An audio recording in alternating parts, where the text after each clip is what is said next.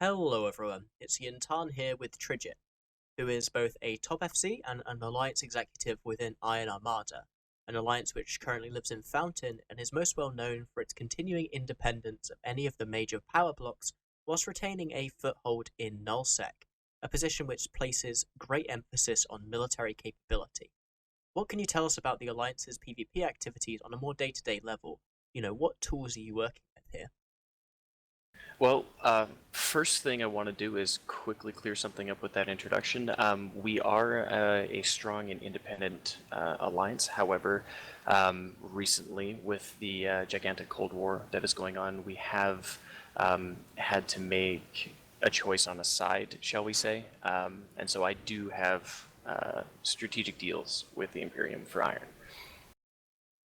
Now, to answer your question, what can I tell you about the PvP activities on a more day-to-day level? Well, we have a handful of people that like to do like the small gang roaming kind of stuff, but basically we always find ourselves in a conflict that requires the team. So whether that is a home defense conflict or whether we're on a mercenary contract or a deployment or something like that, it's always, at between this time and this time, show up, there's going to be shit happening. And then we just run things every day. So as it currently stands, I'm hitting 30 to 50 odd people in fleet every night on non-CTA stuff. And yeah, like you said about Iron, we have a foothold in nullsec, which just a prerequisite, you need to have an emphasis on military capability, especially as a small unit, to be able to retain your foothold and command the respect of, oh hey, let's go beat up on these guys, like everybody coming to your doorstep. And our stats speak for themselves. We have 300 people in the alliance, and this week on Zcal I have 100 active characters. Like we are active, very very active, and even though we're small, we hit hard. Just out of curiosity, how many are you getting in CT8s? You said about 30 to 50 for non-CT8s, but what are you looking at in a, red pen, underlined kind of thing? I think the last big one that made me go wide-eyed, we had 88 in fleet, and I couldn't believe my eyes. All right, so how long have you been FCing for the group, and how did you get into FCing in general? Well, how long I've been seeing for the group is actually really short. I was in the battle of, BTAC-R during the Halloween War, etc., and with the fallout of that kind of stuff, I was pretty much done with like the large tie-dye stuff, and I'd had my fill of those, 8-hour, 10-hour fights. So I left Nelly Secunda and went and started Iron Guard in HighSec with the intention of basically being a nuclear-friendly organization, and I've effectively been the CEO and head FC since then. So yeah, that's the entire time I've been Iron Guard. Now that's the story of my FCing within Iron. My FCing in general actually starts way back in the day. I'm talking like 2006. 2005, 2006 is when I had my first taste of FCing. Do you want to go into more detail there? Who were you working with at the time? So we we were in an alliance. A group of friends and I were playing a different game, and we all came to EVE at the same time. So we all went to the same corporation, and that corporation found itself within an alliance called Stain Alliance. So this is back when Bob and Fix were pushing onto ASCN, and Huzzah and Stain Alliance were helping ASCN sometimes, sometimes not, sometimes fighting each other, whatever. Our lead FC was Scooter. So Scooter 1, if anybody knows who this guy is, he's friggin' hilarious. And he's the kind of guy who'd go into a fight in a Raven, and it would have a shield tank and an armor tank on it because he got headshot every single fight. And it was that's just his life. Well, my first FCing experience, I was in a vigil. I was like 2 weeks into the game. We were in nullsec in this fight. So I had just been, learned how to tackle. And in the vigil, I had like an MWD and 3 scrams on it because warp core stabs were a thing in fights back then. And yeah, he went down, and he's like, somebody call a target. Somebody call a target. Nobody called a target, and I had to do tackled, so I just called him target. And when he died, I just went and tackled someone else and called him target. And it just went through the fight like this. Like, it was so bad too, and I was like, wow, the people, I'm calling these names and people are shooting them so efficiently and quickly. I'm such an idiot back then. I didn't even have my overview open because I wanted to see space and see my ship and oh god. Anyways, that was my first FCing experience in super small gang. The first time I actually took a fleet out, and every FC who's done this, and I'm sure you can attest to this, Jin'taan, you take a fleet out and you have this plan and you have this idea, and then you just get steamrolled. Well, that's exactly what happened. It was my first fleet. Scooter's like, go take a fleet out. Go take a fleet out. So I pinged in Alliance and I was like, let's go everybody, let's get in the fleet. So I got like 15 or 20 dudes or however many it was. And we went up to I went up the catch pipe because we were living in Stan, so I went up the catch pipe toward Hedgeby, and we were in like SV5 or something, and I was chasing this group of people. And I warped everybody to the gate, and we're stacked up on the gate, and the scout jumps through, and he's like, oh, they're reapproaching on this side, they're setting up to fight. And I was like, oh, great. And so as I told everybody to jump into them, and it's like completely bubbled and everything, someone had jumped late, and they said, hey, the system that we were in, they're like, hey, locals exploding over here, and I immediately thought they were cross-jumping. So I was like, oh, tackle everything, shoot this guy kind of deal, and no, it was the other half of this person's fleet. And yeah, I got pinchered perfectly there. I think literally every single person that came with me on that fleet died. Yeah, that's an unfortunate experience, but one that I think a lot of people have. Yeah, and to make matters worse, like I was super conscious of, ISK back then. Like I'm flying in like my thorax or whatever I'm in, right? I don't even remember, like a rupture or something. And there's people there in like T2 ships and stuff like this, and I'm just like, there's no SRP, and I'm just feeling the worst. Like I'm really glad I got over that one because that could have been the end of my FCing right there. So, given, how bad you can feel when you lose, what keeps you FCing after all this time? What's that special sauce that keeps you coming back for more? A lot of it happens to do with the challenge of defeating the problem. So whether the problem is just winning the fight on grid, or whether it's a strategic objective, or whether that particular fight or battle is like part of the crescendo of a war that you're trying to pursue as like in a campaign or something like that. Like that is the big strategy type of this game that really keeps me going. Like winning a fight, on grid can show can flex your tactical mind muscles, but winning the campaign as well as winning grid fights, that's just, you're hitting everything. It's just so much fun, and there's no other experience like that.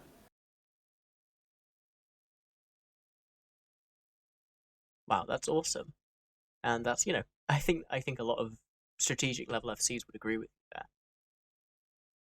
Yeah, it's super tiring too. Like a lot of people don't realize, but like Manny, for example, when he did the Halloween War and he was doing that kind of stuff, he's effectively responsible for how the war is progressing. And actually, what's a more recent example? How about when Tess deployed north to go fuck with Guardians of the Galaxy, and ProGod was trying to, he had a plan and he was doing things and this kind of stuff, and things that he needed to get done that he literally didn't have time to do himself, like essential things, were not getting done. And because of that like really burns the campaign commanders out. And so when he, of course, got burned out, he did his vacation thing like he does. And sometimes I feel that strain, but my limiting, or not limiting, my safeguarding myself from that is that I don't commit to these massive tie-dye fests like these guys have to do. So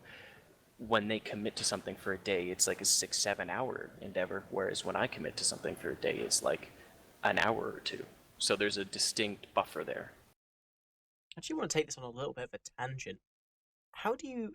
What kind of advice would you give to a new FC who's trying not to burn out whilst learning it? You talked earlier about how bad you felt after you lost. How do you mentally insulate yourself from that? I would say there's two ways to approach that. Number one is being honest with yourself. And so one of the best ways to be honest with yourself is get in the habit of recording. Every time you go into FC a fight, record it. Full audio, full video, everything. And you don't need to share it or anything, but you watch it later. It's like it's like the football mentality, and this is something that I actually took directly from football. Is that you would play the game, and then after the game, during the practice, during the week before the next game, the coach would run through tape. So you'd watch footage, you'd watch the video, and you'd take notes. You'd be like, okay, this is where you screwed up, this is where you did good, this is blah, and you actually consciously look for problems and try to fix them, and then you consciously celebrate your own victories so that you don't just crush yourself with the negativity. And then on the flip side of that is make sure that you're intentionally engaging in mental exercise to keep on track. So one thing that when I teach FCs within Iron is the first thing that I tell everybody about is what's called the OODA loop. So if you look it up, there's actually an article on the Imperial News Network a while back, like a long time ago, that mentions this, and I recommend going and just looking at this and trying to figure out, some basic OODA loop things that you can use. So, like as a practical example, so I'm not just talking theory here. When I have FCs and they're telling me, okay, what do I think about? What do I look? Well, your target calling on grid. So what are the 3 things that you need to really figure out on grid to win a fight? Is you're shooting at people. Are they dying? Yes or no? If yes, keep doing. If no, change your target calling. Is the enemy fleet, is your range dictation on the enemy fleet where you want to be? Like if you're short range and they're long range, are you chasing? If they're short range, you're long range, are you kiting? Like, how is your positioning? And then the third one being is, are you tanking the enemy fleet? So is it a trade? Are you tanking? Have you stabilized? And those 3 things, just run through them in your head. It's like, have called this person primary. Is he dying? Yes or no? Yes. How's my range? Range is good. Are we tanking? Good. Target calling. And just cycle through them back and forth, back and forth, back and forth. So that's the on-grid tactical. Now, the more broader is, do your scouts report in another fleet incoming? How's local count? Do you know of any escalation that's coming? And, so you think about these in the back of your mind, and you just cycle through these key touch points. It's like if you ever watched like a Day 9 Daily for StarCraft 2 or something, back when he did that at the beginning, he always said, use your eyes, look at resources, look at what's on your screen, look at the minimap, look at resources, look what's on screen, look at the minimap, and just do these cycles. And if you get in the habit of doing that, then that takes a lot of the worry away from a newer FC. Wow, that is some very in-depth and very good advice. That's actually very similar to what I do when I'm target calling FCing. So I'm glad to hear we're in sync there. Right on. Just before we started recording, I mentioned that FCing is like a different game. It's a different path from what the majority of people play in this game, and it's interesting that you do the same thing as that, because you and I have very, very different paths from becoming FCs, as every FC in this game is. There is no handbook to do it, so that we all end up in a similar or the same location at the end is kind of awesome. I think some of that's just natural selection. If you get into bad habits, then you're not going to be the kind of FC that is well known enough as being a good FC to be interviewed like this. Although I'll admit I'm definitely not the world's best FC. Anybody who says they are, though, well. Anyone who has to say they're the best isn't the best. Exactly. Anyway, how do you think working within Iron Armada has shaped your style? You've only come into there relatively recently, given that you were, fairly old school. 2005, 2006 is very old, especially given the demographics of EVE nowadays. But how do you think your time so far has changed the way you play? Well, there's actually a lot of change that's happened. So when I first started FCing, like I said, it was back in Stain Alliance, and it was in a fight against Huza. Like, it was a super small gang. From there, fast forwarding a little while, I found myself within a corporation, within an alliance called Cruel Intentions. And within Cruel Intentions, there was a lot of the typical stuff that I was used to, like gate camping and whatnot. But there was one particular FC, and his name was Noob Juice. So Noob Juice, if you still play, you're a fucking bro, and I learned a lot from you. What he did is he would get everybody, and right before a fight, he would lay out some super clear, like, this is what we're trying to do. And then on grid, he was calm, and he would say his orders, like, repeat, 1, 2, 3, talk about this thing, repeat an order, 1, 2, 3, and he was very deliberate, very calm and deliberate, and I really respected that. And then, fast forwarding a little bit from that, if anybody who has been playing a long time, they've likely heard of a group called Outbreak. Well, the original CEO of Outbreak was Marco Dubrault, and this guy's FCing was it was unbelievable. He was a complete contrast to what Noob Juice was. So at the time, I was with Noob Juice and Cruel Intentions, and we fought Outbreak sometimes. And Marco was excitable, and he was super fast on his feet, and he would make up plans just like bang, bang, bang. Like, we would change the situation on grid by doing something, and he would react in a way, and then he would trap you. And like, he was a genius when it came to that kind of stuff. And so seeing these two different styles, I got to, when I was in my like soft putty molding myself mode of becoming an FC, I got to pick and choose of like, I really respect this piece from this person, and I really respect this piece from this person, and I want to try to emulate that. And then, so I'm still talking like tactical level stuff here. I fast forward a little bit from there. I ended up in Huzzah Alliance and started my first few strategic level operations, like trying to win pos fights, trying to do this kind of stuff. And it was against an alliance called the Brutally Clever Alliance, or aka Bruce.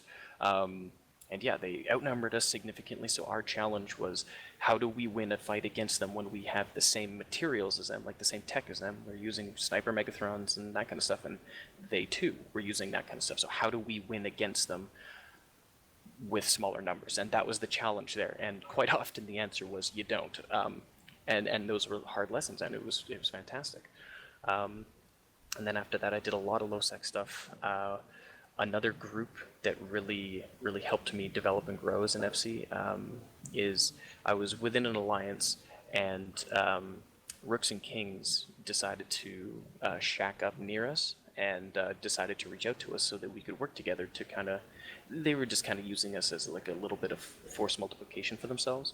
And then we would be fighting Test Alliance when they lived over in Fountain, and this kind of stuff. And so listening to the tactics and coming up with tactics within our group to help out was fantastic. I remember one particular fight, we were fighting against Test Drakes, and we had sat down Abaddons and Triage, and then we had a couple of Typhoon Fleet issues that were full firewall fit sitting between us and them, and we didn't lose a single ship that fight, and we almost cleared the field. Like, this kind of tactical stuff like this was, the light above my head going, oh my god, like, look at all these cool things that we can do to really make ourselves shine.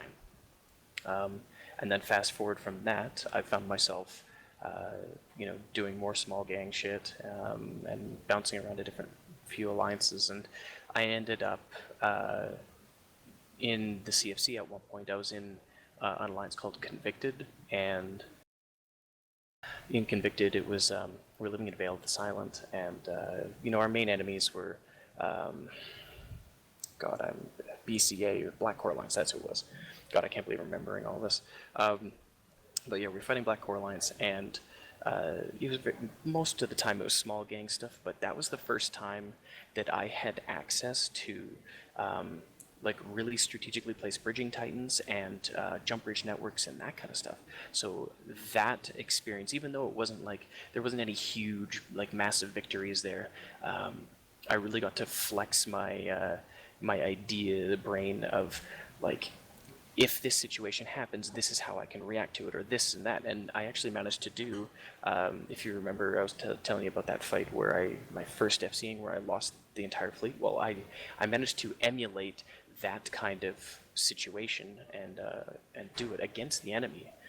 where I led them into a dead-end pocket with, a squad of people, and then as they landed on the gate, I bubbled up and sinoed in the majority of my fleet right on top of them. They ended up having to jump through into us and got tackled, and we ended up wiping them. And doing these kind of tactics and these kind of multi-squad workings, I really developed myself a long way during that period of time for that kind of stuff.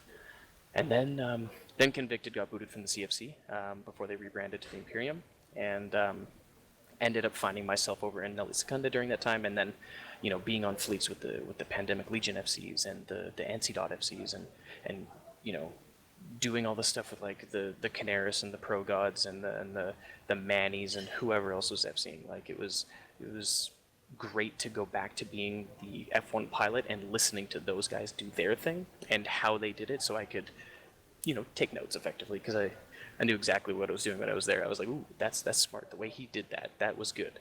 Or, god damn him, he's locked me on grid for 8 hours now. But it was a lot of learning. So, coming full circle, going back to talking about FCing for Iron, well, I went from the Halloween War and from, being in Manny fleets to FCing me and 5 people who literally just started the game in Merlins and Bantams in high sec, and basically growing Iron Guard from there. Wow. I gotta say, I love how much you can just remember about those old fights.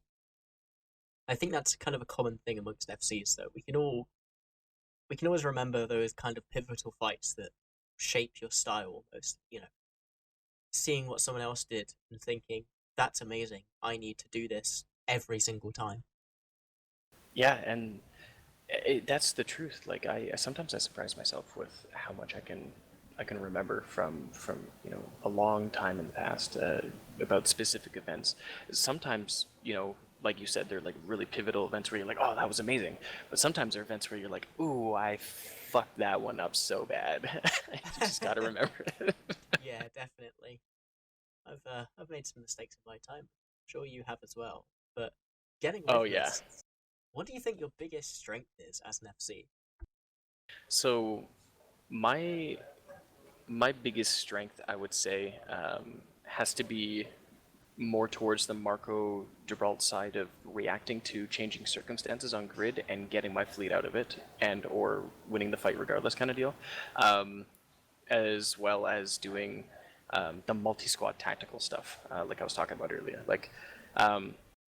I love the idea of everybody on me, anchor up, and we're gonna go fight someone at zero and brawl. I honestly, I don't like that kind of stuff. I did like that kind of stuff many years ago, but I much prefer nowadays of oh, I've got my line DPS ships here, I've got my jump squad here, I've got my bombers here, I've got my capitals here, and then coordinating between all of them. That is what I like to do, and that's what I've been pushing myself more towards doing, and I feel I'm pretty good at that. I guess I should say I'm pretty good at that until I'm not, and then I learn. What do you say your biggest weakness is as an FC? Definitely would be on-grid tunnel vision. So sometimes that works out in the form of, oh god, I'm about to whelp the fleet, and then I have to basically get myself off the edge of the cliff and get the fleet off the edge of the cliff, or I miss an opportunity. So that's I would say when, hold on, how many years ago? 2 years ago, Iron Guard and Iron Armada lived in Molden Heath, and if you had asked me that question then, and I was being honest with myself then, I would say hesitancy would have been my biggest weakness as an FC. There was a couple of times when I should have right-click warp fleet to 0, and I would have wiped the field with the enemy. I should have done that a couple of times, and I've learned from that, and I'm a little bit more aggressive now in those types of fights when, it's not that I'm risk averse. It's just I like to know certain things about a fight. I've got this many people, and this is how many they have, and it's not just a one-to-one. It's okay, I know that their objective is to do this thing, and I can use this to interrupt that or whatever, and I've got that ace in the hole or something. Super confident going into fights like that, even when outnumbered or not. But yeah, when it's when things happen too quickly, when it's like, oh, this fleet just showed up, and oh, someone just got tackled, and it's like, okay, how many's on grid, and how many do we have, and should I go in? So, you know, a couple of years ago, I would say 100% that would have been my my greatest weakness. I feel I've gotten better at it. I would say that's still part of my weaknesses. But yeah, definitely tunnel vision of like, I'll be on grid and I'll be target calling and I'll be like killing this guy, killing this guy, killing this guy. And I'm like, yeah, here we go. And then I'm like doing my thing. Are we on grid? Yeah. Is our range control good? Yeah. We're killing them. Yeah. We're tanking just fine. Yeah. And then suddenly they warp, and I'm like, damn it, I should have told tackle to do blah, and then I would have wiped, you know, 15, 20 more ships. Instead, they all get away. Like shit like that happens too. It was just a follow-up question, and it was, so do you have any kind of heuristics for understanding when you're about to whelp that you think other people might be able to use, or ways of snapping yourself out of that tunnel vision that you think other people might be able to implement into their own FCing styles? Oh yeah, absolutely. There's one rule of thumb, one key thing that any FC can understand is if you have taken a fight that you think is a fair fight and the situation changes, as in local explodes, Sino goes up, or something decloaks and blah, like some change to the formula, then when you decided to engage, something changes, and then you immediately look at that and you're like, that fucks me. Well, that is obviously the surface level easiest way to understand when it's time to start extracting. Well, here's another one. If you decide that you want to use triage and you're pinned on grid and you know the fight's going away, as soon as your triage pilot is saying I'm going down or I'm running out of cap or I'm breaking or something like that, you have two choices: Sino up and re-escalate with triage, or extract. That's flat black and white choice right there. A little bit easier for like the smaller gang FCs or people who are not dealing in triage or dealing in like large escalation path kind of fights. Another easy way to tell whether you're about to win a fight or about to lose a fight is, are you killing them faster than they're killing you? If the answer is yes, you're gonna win. Unless of course they outnumber you like to some obscene degree. But sometimes that's okay. Like as a practical example, recently Iron Armada was fighting an alliance called the Culture, and they brought an equal-sized fleet of Lokis towards us, and we had no counter to Lokis. They had just brought this doctrine out. It was the first time we saw it. We didn't know what their fit was, so we decided that we would ship down, and this is like all within 12 hours, we shipped down a whole bunch of Megathrons, like blaster, old school plated blaster Megathrons, and we effectively pipe bombed them on the way to their objective with our Megathrons, equal-sized fleets, and we went in to die. We went in to trade, and we landed, and we started just killing their ships, and they were just killing us, back and forth, back and forth, back and forth. We were killing them about as fast as they were killing us until they had chewed through enough of us that our DPS was unable to overwhelm their logi, and then it was just a wipe for us. We found out what their fits were, though, which was the objective, and we won the strategic objective, which was a solve timer in the background while this was happening. But my point is as an FC, if you're cognizant of I am killing them at X people per second, and they are killing me at X people per second, you can quickly determine who is going to run out of people first. Now, sometimes, in the example that I just gave you, the Megathrons are fully insured and cheap. Their Lokis were not. Their Lokis are very expensive, and they cost SP and all that kind of stuff. So we lost the fight on grid, but strategically we won the fight because we did the objective. But ISK-wise and SP-wise, we also won the fight because we intentionally went in and whelped, and we traded fairly evenly with them, but they had to recover their SP out of it, and their very expensive ships out of it. So I would consider that one a victory, even though our whole fleet died. So I guess the answer to the question is, the answer to the question of if you whelp your fleet, is it a failure? That's not always the case. So in that particular situation, I think an important part of that is how you actually explain it to your fleet members so that they understand what you're attempting to do. Yeah, 100%. And that is What you're talking about there is less about the tactical of FCing and more about the strategic of FCing, because as well, you very well know this one. When morale is high, no matter what, no matter how dire it is for your alliance, when morale is high, you're getting full fleets. If morale is low, no matter how well your alliance is doing in its objectives or in its campaign, if morale is low and people are not showing up to fleets, then people are not having fun. And what I have found, and one of my lessons as truly becoming like the executor of an organization and being the FC and that kind of stuff and having to worry about this shit on top of just the tactical on-grid stuff, is that people like to know what's going on. So if you keep people in the dark for OPSEC, that's one thing. But it's a whole nother thing if you're keeping people so much so in the dark that they're not even invested in what they're trying to do in the first place. Yeah, there's some great points in there. Really like that. What was the last lesson you learned as an FC that you've kind of improved from? The last lesson, as in the most recent lesson.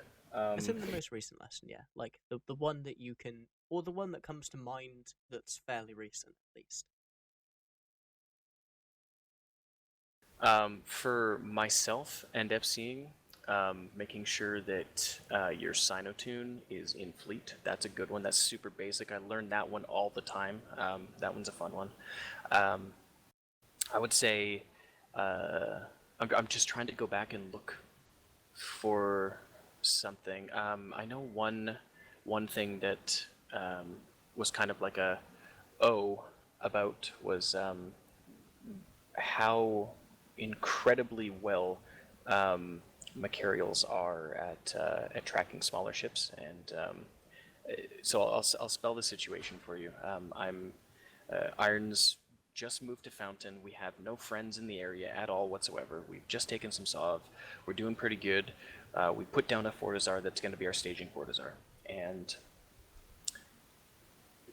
we knew the system that TC was going to come and contest us in, because we scouted where they were stacked up on a Titan, and there was only one system that that they were able to come into our pocket and then move next door through a gate to go and contest the timer. Well, knowing this, we set up bubbles on the gate, they warped to the gate, they jumped through, they had a Mac fleet, they had some triage there, and we managed to almost actually win the fight, based on their Macs would chase us, and then we would use command destroyers to jump people out of triage range and start shooting them and this kind of stuff, and it was just playing havoc for their FC, and they ended up warping all of the Macarials to the fort to start shooting it. So we would chase them, and we were in Legion at the time. We would chase them when we were shooting them, but we had bubbled their triage, so their triage couldn't come help them, so they disengaged, and it was just like a run around back and forth. But when push came to shove, they just snuck a Sino in while I wasn't looking, and they popped a Sino on the fort, and they brought in some suicide dreads and just started grinding the fort down, and there's nothing I could do about it. I had a whole bunch of dreads in my own fleet, and we were about to just go and smash them, and at that point in time, the scout that I had relied on to track where their escalation path was not able to give me information, so I hesitated and I didn't drop my dreads, and therefore the fort died, because I didn't want to just whelp my dreads, if they were going to drop their supers on us, which they very well could have. But then, of course, we're pissed about this, and we lost a bunch of legions, so we disengage, and they're trying to walk home. And I was like, oh, I'm going to take this jackdaw fleet that I have, and we are going to haze them on the way home, and we're just going to pick off stragglers and this kind of stuff. And we caught them in a bubble off the gate, and we jumped, a couple of Macs off of their fleet, and I warped the fleet down, and then my jackdaw fleet evaporated. They tracked us perfectly, and I was like, I know they track well. I know they do. But I didn't respect just how well, and I completely wiped a jackdaw fleet for it. All right, that's great to know. What did you learn from that though? What's kind of the lesson you took away from that? That last one specifically. That last one specifically, my lesson was simmer the fuck down. You lost the fort. Don't throw good money away on bad. All right. Just to carry on from this, what's one tip you'd give to a new FC? Perhaps something you wish someone had told you right when you were back starting FCing that would have helped you immensely to, grow and get on first step of FCing, really. Understand your fleet's capabilities and what you're afraid of versus what you're not afraid of.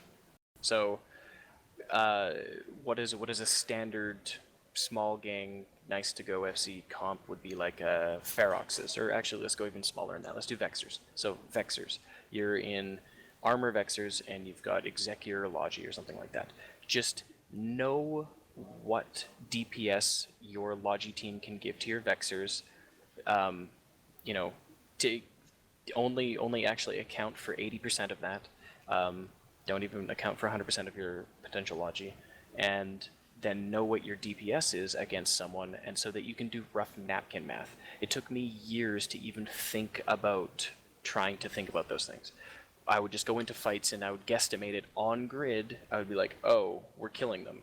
Oh, we're tanking. Okay, cool, we're gonna win. And like nowadays, I'll see the enemy comp, I'll see how many Logi they have, and I can just be like, bang, okay, I need this many ships to defeat their Logi. Or I see what their alpha is, or I see what their DPS is, and I need, bang, I need this X thing to make sure that we are not immediately dying to their DPS votes. And just understanding super basic concepts like that and going and thinking about that before you get on grid with the fight is that would be my advice to anybody who wants to seriously make a run at FCing. So normally when I have guests on for this kind of interview, we center our discussion in the second half on a particular ship or a particular doctrine that they're very familiar with or that they just want to explore in more detail. However, when I was talking to you originally, you said you wanted to try and do something different and talk about the more almost strategic aspects of FCing and focus on a strategy that you like to implement within Iron Armada. What particular strategy is that? The overarching strategy would be to depend on force multiplication without fully relying on it. And what I mean by that is, if you think back to the interview that you had with Captain Patrick Archer, he had the baseline. You see what the enemy has, you bring this much Logi so you can tank the enemy fleet, which means you can hold the grid. Like, that's super baseline and super valuable. And that is something that a lot of people shit talk triumvirate, maybe, about of, like, they're no fun to fight and that kind of stuff. And the simple fact of the answer is that they're good. Like, no matter what you say about it, they win fights, therefore they are good, right? Now, one thing that Iron loves to do is, because generally we find ourselves being either outgunned or outnumbered by the enemy, we have been forced by circumstance to rely on asymmetrical stuff. One of our more classic examples is the jump destroyers, or as we call them, jumpers. We like to use those things, especially on the defensive grid, use those to split and break enemy fleets, or use them for positioning our own fleets to really help with the enemy. Now, of course, I want to preface this answer with, I'm talking about fights where, there's 300 people in local is like a super high number, right? I'm not talking about the super tie-dye fests that the massive coalitions have to deal with. I'm talking about the medium and small side of soft warfare in this game. And as an example, there's a group who I'm not going to name because I'm sure they're embarrassed about this, but they had a Cerberus fleet. And as an FC, you very well know that the Cerberus is one of the most disengageable and mobile cruiser comps that you can use in the game. It has great projection, it's super fast, it's pretty tanky, it's, TLDR, it's annoying as fuck. And I managed to use a smaller number of dudes, but using a couple of jumpers to blink on top of them with Megathrons. And because we pre-locked them and then blinked directly on top of them, we just spread tackle and we hazed them before they could even think about warping off grid, and we wiped that fleet. And that kind of stuff is not possible if you're not willing and ready to commit to using the jump destroyers. Now, one thing that a lot of people get used to, or get in the habit of, I should say, is I see the enemy forming and they have, let's pretend they have 25 people, and I've got 20 people. It's super hard to justify, oh, I've only got 20 and I gotta fight that 25. I only got 20. It's super hard to justify cutting, say, out of your 20, you cut 4 people off to do a separate squad of force multiplication stuff. It's so hard to let go of those 4 extra DPS boats, or those 2 extra DPS and 2 extra Logi boats. So getting in the mindset that that's okay is something that you have to internally wrestle with as a hurdle. But once you get over it, and you realize that certain things can amazingly win fights, is what I like to push us towards. I mean, at the end of the day, we don't find ourselves in these perfect, romantic situations that I'm, describing, but sometimes they do.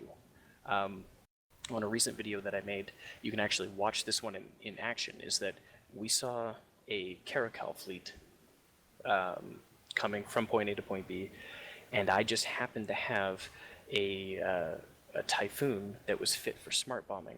And so I hopped in that Typhoon, and when we bridged in and we got set up and everything, they warped in on us, and I just drove into the center of their formation with a smart bombing Typhoon, and effectively not only did damage to all of their ships, but mitigated a lot of their incoming DPS towards ours, and we ended up wiping that fleet and not losing a single ship.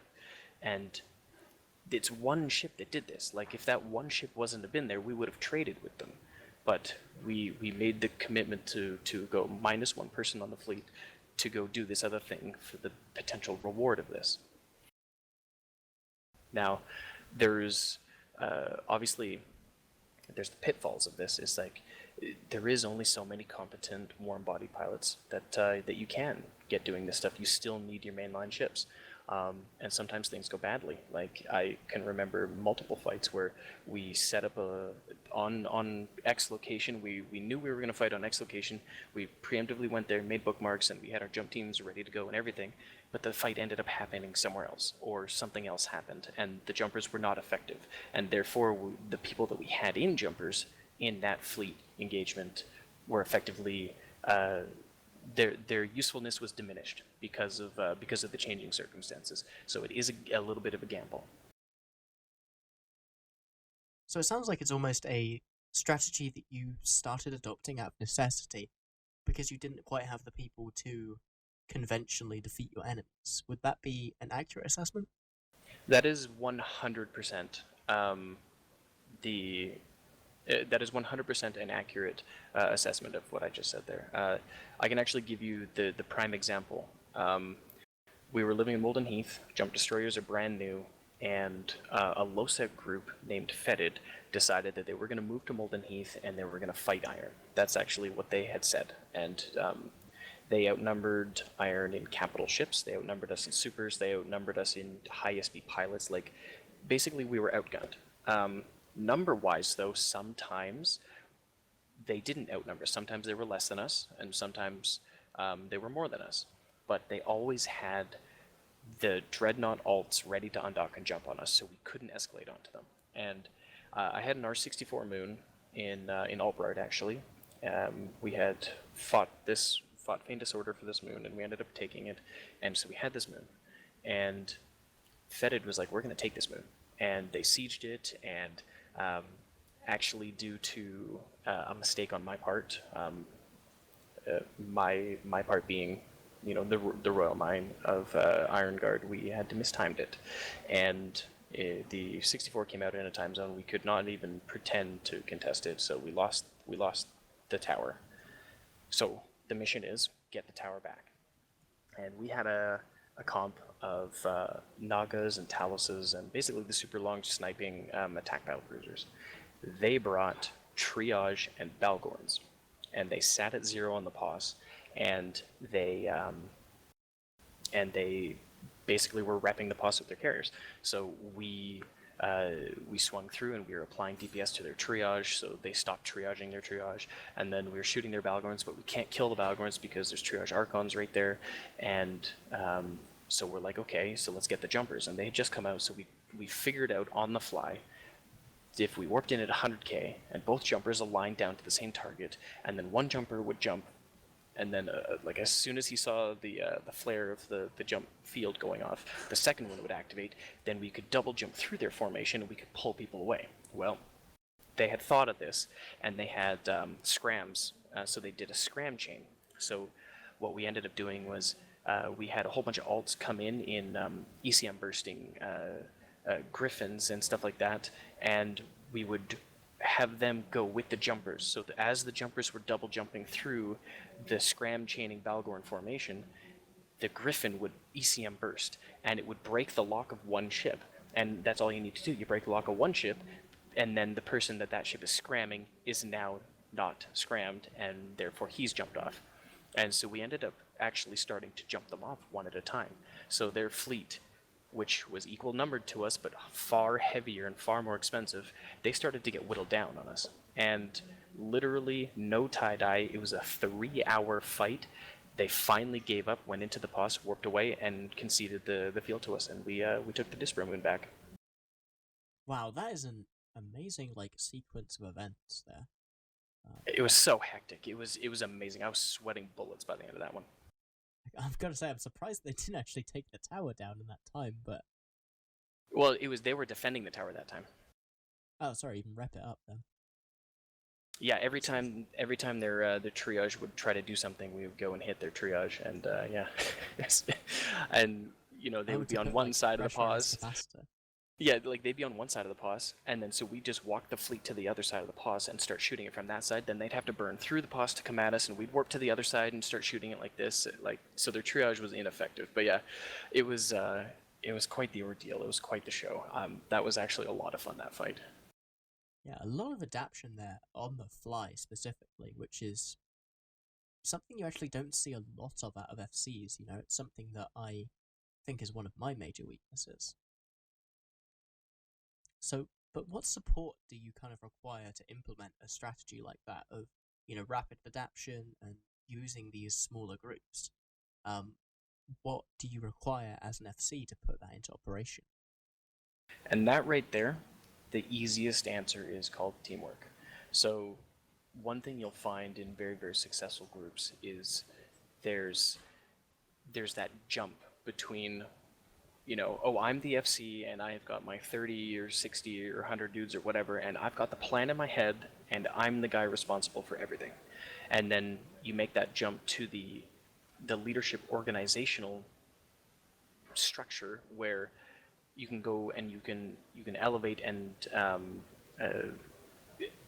remove yourself from certain aspects, and you can delegate to other people so that they can handle things so that you can do stuff. So as a practical example, and I know Mumble can do this via different channels where you can shout or whisper. TeamSpeak can do this via everybody being in a channel, and then there's channel commanders. But basically what I like to do, and something that we've consciously been doing, like Iron, has been consciously doing for the last year at this rate, is specifically training FCs up to do certain jobs, and then having coordination through whisper commands to different squads. So as a practical example, I rarely anchor and call targets anymore.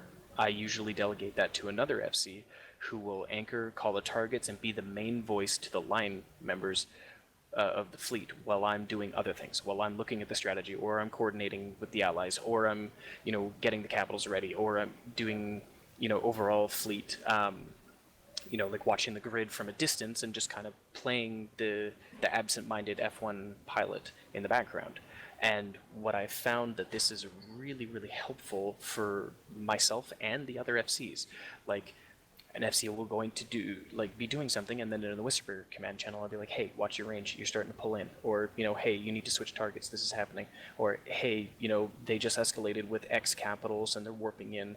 Let's get a signer ready because we can drop them and we can take them out, kind of deal. And just having these discussions in the whisper command channels like this is really beneficial for the group, the team, the leadership team. So from that point of view, it sounds like you're trying to build up an FCing infrastructure around yourself that will allow you to basically have as much redundancy as you need in these fleets. Absolutely. And it's not even about me. It's about the organization. Like, the structure that I'm describing does not rely on me. Another FC can take the the admiral position, shall we call it, and delegate other things to other people. And over the last few months, we've actually managed to be successful in that structure and that format, where even when I'm not online or around, and other FCs are taking up the mantle and working with each other and doing things together like that, and it's been obnoxiously successful. That's both great to hear and also something that I think is great for the game, because you're teaching other people how to FC in that same way. You're getting a lot of other people experience and the ability to interact on a management kind of level with FCing. Absolutely, and that's one thing that this game really struggles with, is the content creators, whether they're content creators themselves or content enablers. There's a finite number of people, and if people go and get burned out, then that number just only diminishes. So one thing that I'm super proud of within Iron is that we have like this cadre of FCs that have been learning and actively improving, and there's a couple of guys who just couldn't hack it and basically flunked out of our FC program, but there's more people that are success stories, and it's to the point where, like I said, I rarely anchor and call targets for my own fleets. So beyond working directly within this kind of FCing infrastructure that you build up to allow this strategy to be implemented, what is something an individual can do to contribute to the success of a fleet that's organized in this manner? In this manner specifically, or any fleet? Open floor to you. Take it as you want it.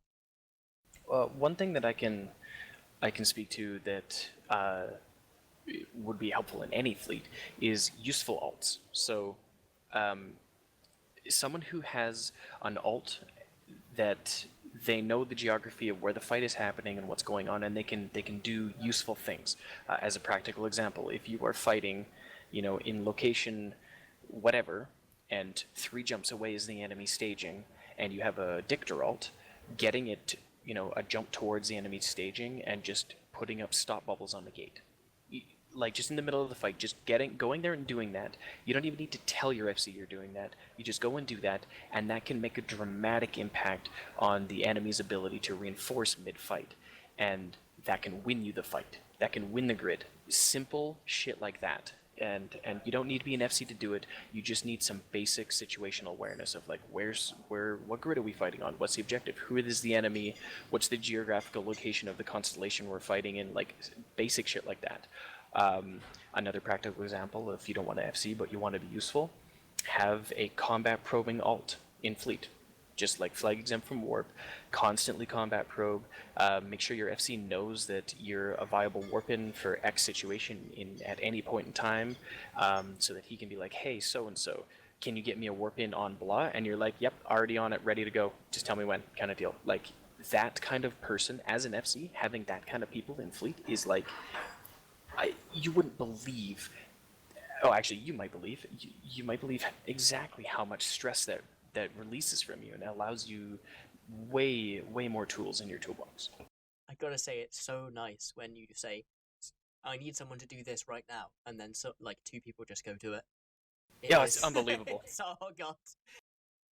It is, seriously, it is amazing, and I've picked up a bunch of people recently within Iron that are so fucking useful, and it's just maybe I should, this is my reminder to go tell them how much I appreciate them, because their contribution to the fleets, even though they're not FCing, just makes us as a whole, holistically, makes us so much more powerful. Yeah, and I think that's almost a cultural thing within certain organizations too. You've got to build up that culture of people being willing to step up and do shit. That's true. That's true. I think that's something as an FC that you can contribute to. Would you agree with that? 100%. Like, culture is a big deal, and that's why I could never find myself in a place like Test Alliance, where half of the membership takes it as a matter of pride that they're terrible. You know what I mean? Like, that kind of, like, we're terrible and we win anyway. Like, that doesn't that culture is different, and and then there's the complete flip side of that, which is like the pandemic Legion culture of like try hard, like win the fight, like do like expand and learn game mechanics and do this thing, etc., and win. That's their culture, and it's super. That's actually Iron is a lot more towards that. It's just we have a very very inclusive and a very very like as an example, if anybody ever screws up, I'll never say it. I'll never publicly berate someone or hate someone like that. I always do it in private. Ours is a much more family friendly oriented culture, but absolutely the intentional, deliberate, as individuals within this org, we commit to learning and improving day to day in everything that we do, and that kind of learning culture is one of the largest contributing factors of how we're able to do this kind of stuff from such a small pool of people. That's honestly, I think we could probably wrap it up here. Like that was really good. Is there anything else you would like to talk about? Some more like topics that you want me to lead into?